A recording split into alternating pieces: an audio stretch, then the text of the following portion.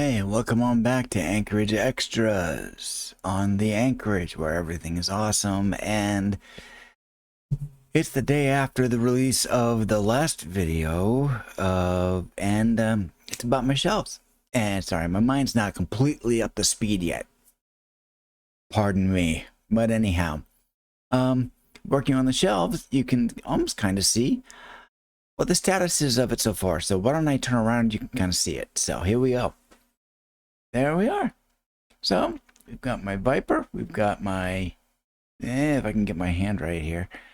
Oh, we've got my Battlestar right there. I've got my dog tags right here, but you can't see them.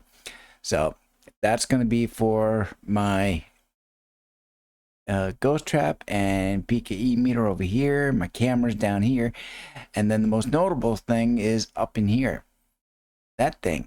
That is an arcade 1-up brand arcade cabinet known as a partycade. So basically it has 3 games on there. So we've got Pac-Man, as you can see it.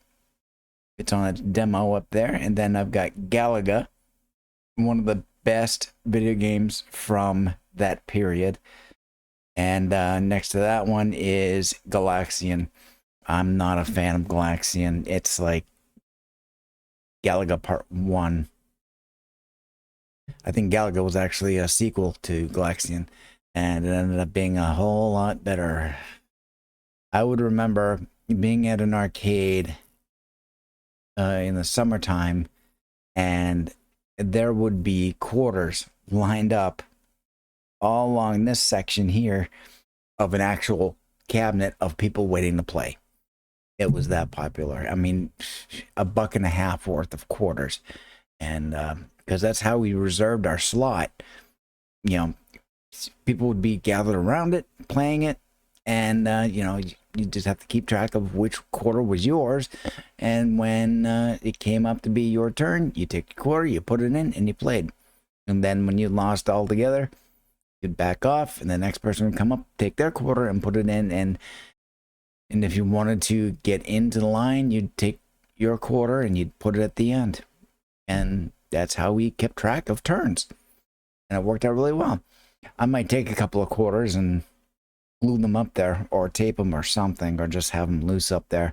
Just to kind of, you know, pay homage to those days and stuff like that. So, yeah. So this is them. And, of course, can't really see them all that well because of this chair. So I do have another seat that I can use when I do filming at the desk here. So I'm going to take a moment. I'm going to dig that out because it's over here. Dig it out, bring it over, have another seat, and we'll come back. And here I am. I've got the seat. I grabbed it, I brought it over. I'm sitting on it. It's a stool, but it's a rolly stool, so I could. Woo, look at that! Isn't that awesome? So I've got that there. And so, what's the next issue I see? Well, I'm looking at the screen, and yeah, sees a little bit better, stuff like that. But it's possible. Could probably tweak the camera position a little bit. Excuse me. Oh, do that. There we go. There we go. Okay. Yeah, it looks all right. Yeah, I'm off to the left a little bit, but or my left, you're right. But you can see that a lot better. I might actually just do it this way going forward, except when I do my Switch to Linux supporter streams, I'll probably be back over here. But we'll play with it, stuff like that. But there we go. But you know, what I'm asking for are suggestions. I'm very limited on space, what I can do, stuff like that. But also wanted to give a quick little thing about these items right up here. Let's see. Easiest one is this one right here. This is from the channel Rebuild Rescue. That is a key tag that was, or keychain thingy, tag thingy, that was made out of a piece of the vertical stabilizer on a Cessna 401 Alpha. Alpha. We say Alpha because, aviation. Hello, alphanumerics. And, it's made out of the piece of that vertical stabilizer. It was punched out, trimmed down, and laser etched with information about the aircraft. And right in front of it, right there, is a little container full of paint chips. Right here, you see two little doodads. Those are CRT emitters from a proton pack. Those ones specifically are from a kit that was made, and I purchased for it. And when I got everything, I ended up with 2 extra CRT emitters. So that's what those are, and I've got them on display. Next to that is my Linus Tech Tips LTT ratcheting screwdriver. I use the thing all the time, and I want it someplace where I can just easily grab it, so we'll sit it right up there. So why don't we take a closer look at it real quick, and you can kind of see everything. All right, so here is the shelves. Look at that. You can see you got my Mark III Viper on the left. You got my Battlestar AnKorage. It's a Valkyrie type. It's on the right. And you can see my dog tags right there. I have to figure out how I'm going to display those a little nicer. But then up top, going left to right, there's my ratcheting screwdriver. There's my CRT emitters.